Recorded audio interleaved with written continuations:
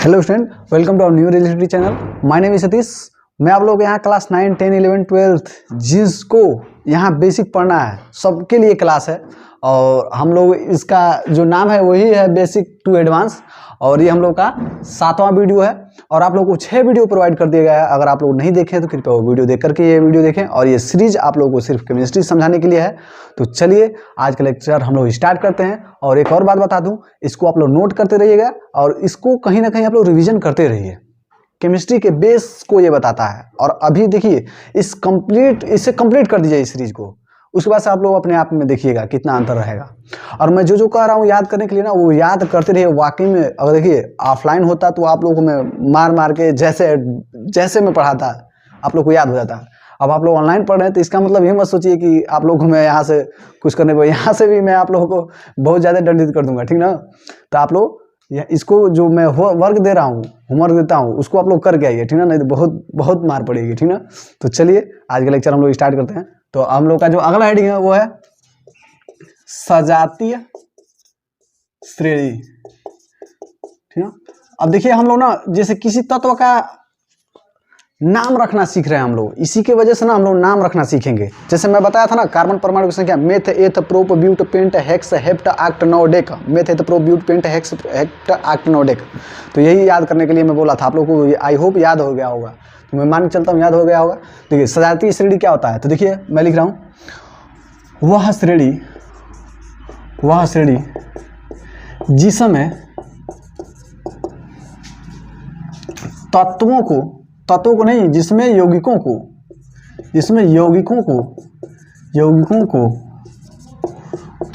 Carbon परमाणु के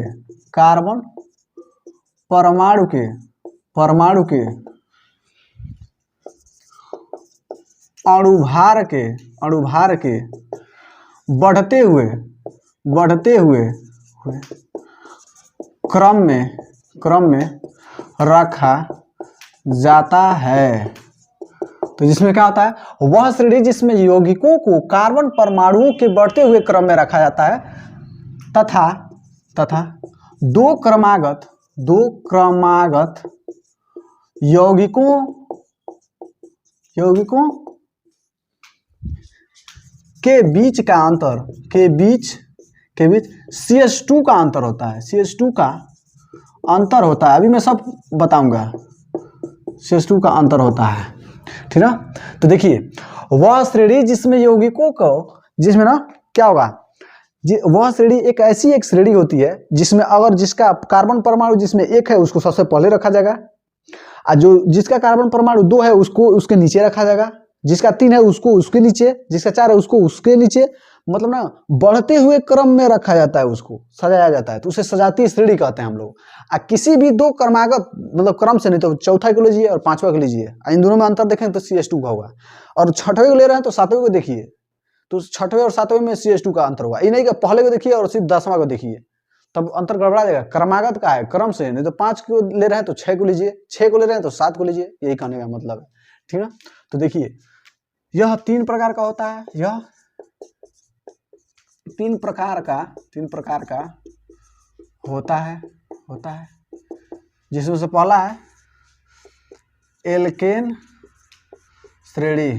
तो पहला है एल्केन श्रेणी और दूसरा क्या है, एल्कीन श्रेणी है दूसरा, और तीसरा है एल्काइन श्रेणी है, ठीक ना। देखिए पहला है एल्केन श्रेणी, दूसरा है एल्कीन श्रेणी, तीसरा है एल्काइन श्रेणी, ठीक। इतना क्लियर हुआ। अब देखिए, अब पहला हेडिंग डाल लीजिए आप लोग, इसी तीनों को पढ़ना है। एल्केन श्रेणी हेडिंग डाल लीजिए। अब ये क्या है, तो अब देखिए इसमें यह नहीं, यहां लिखिए इस श्रेणी के यौगिकों का सूत्र CnH2n+2 होता है जहां n बराबर कार्बन परमाणु की संख्या होती है। तो जहां क्या है, देखिए इस श्रेणी के यौगिकों का समान सूत्र CnH2n+2 होता है, जहां n बराबर कार्बन परमाणु की संख्या होती है, ठीक ना।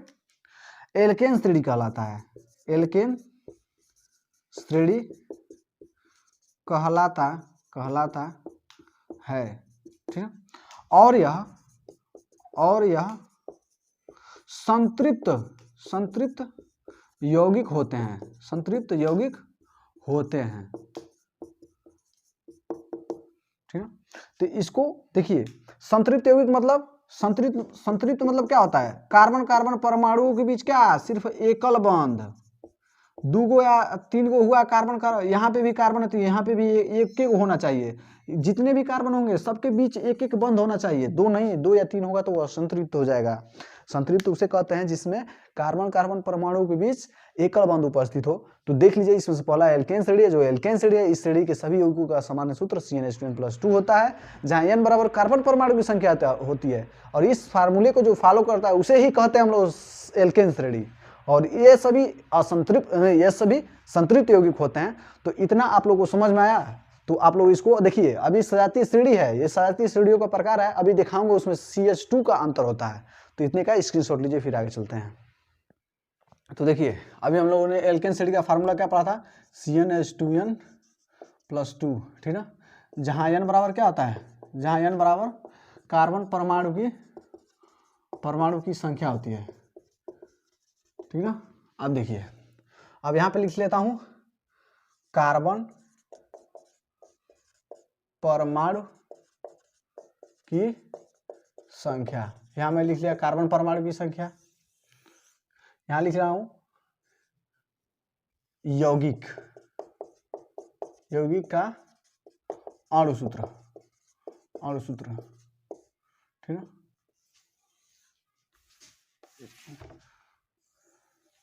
यहाँ पे लिख लेता हूँ नाम।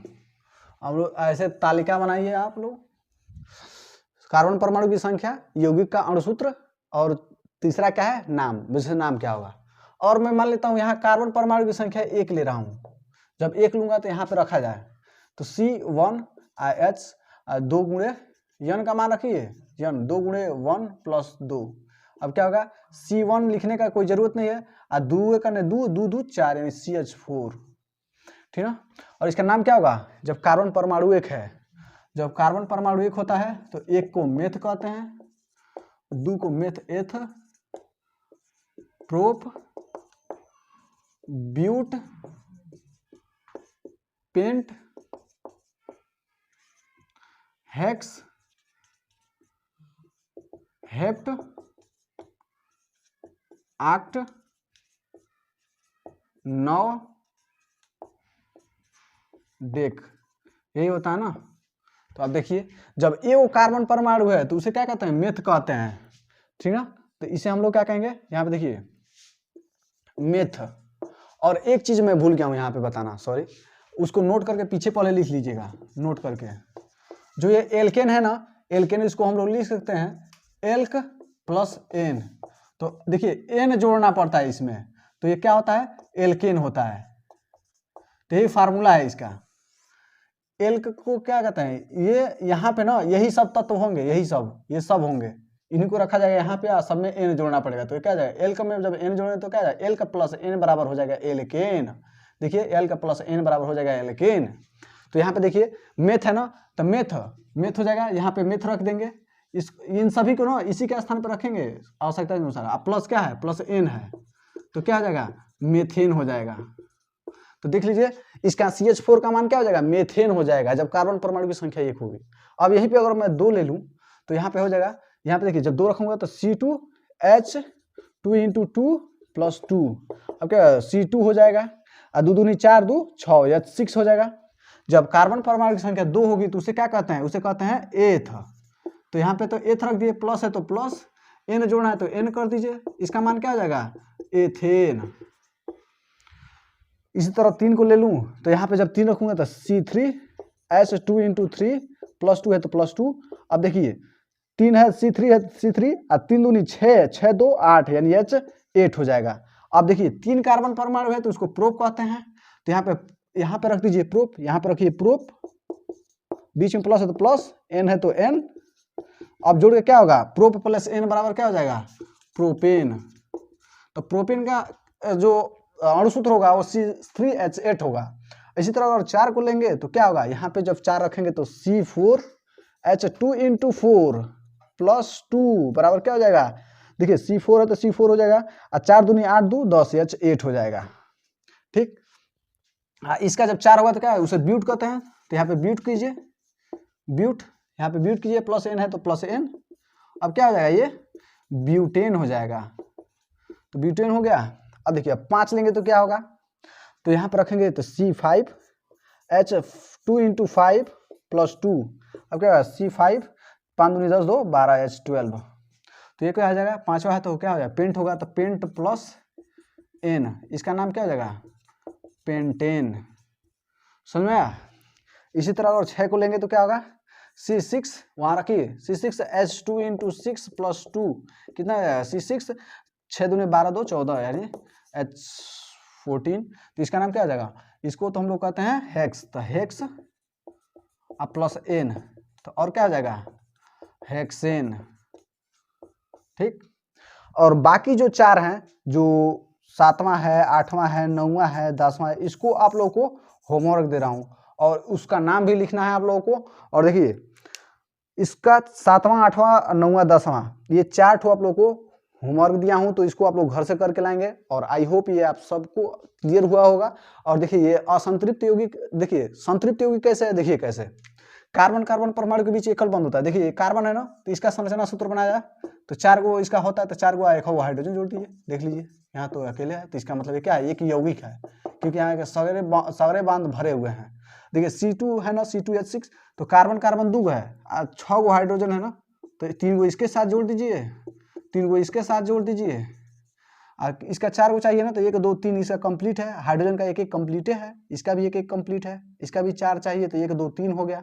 चौथा इसके बीच में बना दीजिए। अब देखिए कार्बन कार्बन परमाणु के बीच देखिए एकल बंध है, एकल बंध है मतलब ये क्या है, ये संतृप्त यौगिक है। यहीं पे अगर 4 का बनाऊं, 3 का बना रहा हूं, देखिए कार्बन कार्बन 3 गो है ना, हाइड्रोजन का वो 8 गो है, तो इसके साथ 1 गो 2 गो 3 गो 4 गो 5 गो 6 गो, एक 7 गो एक 8 गो, यहाँ पे 1 गो बना दीजिए। देखिए यही तो है, हाइड्रोजन 8 गो हो गया, हाइड्रोजन 8 हो गया, कार्बन 3 गो, तो 1 2 3 गो कार्बन हो गया। और देखिए सबका बंध कंप्लीट है कि नहीं, देखिए सब बंध भरे हैं कि नहीं, क्योंकि भरे होंगे तभी यौगिक कहलाएगा। और ये क्या है, सीढ़ी सभी यौगिक होते हैं, तो ये कह रहा है यौगिक का अणुसूत्र। तो देखिए तो यौगिक है कि नहीं, तो सब यौगिक है कि नहीं। देखिए इसका 1 2 3 4, इसका भी 4, इसका भी 1 2 3 4, इसका भी 4, इसका भी 1 2 3 4, इसका भी 4 कंप्लीट है। और देखिए कार्बन कार्बन के बीच एकल बंध है, तो मतलब क्या है, ये संतृप्त यौगिक है। संतृप्त यौगिक है, कैसा यौगिक है, संतृप्त है, क्योंकि कार्बन कार्बन परमाणुओं के बीच सिर्फ एकल बंध दिख रहा है। इसका भी बनाएंगे तो वही होगा, इसका भी बनाएंगे तो वही होगा, जितना भी बनाएंगे सब एक ही आएगा। तो आई होप इतना आप लोगों को क्लियर हुआ होगा। तो इतने का आप लोग स्क्रीनशॉट लीजिए। तो चलिए आज के लेक्चर हम लोग इतना ही रहने देते हैं, क्योंकि ज़्यादा वीडियो लंबा नहीं करना है हम लोगों को। और ये सीरीज है कॉन्सेप्ट की, वो भी किसकी, केमिस्ट्री की, क्लास 9 10th 11th 12th सबके लिए, IIT JEE नीट जो भी है जिनको कॉन्सेप्ट नहीं आता है सबके लिए। तो चलिए आज का लेक्चर यहीं तक रहने देते हैं, फिर मिलते हैं नेक्स्ट क्लास में नेक्स्ट हेडिंग के साथ। Love you all, bye bye, take care.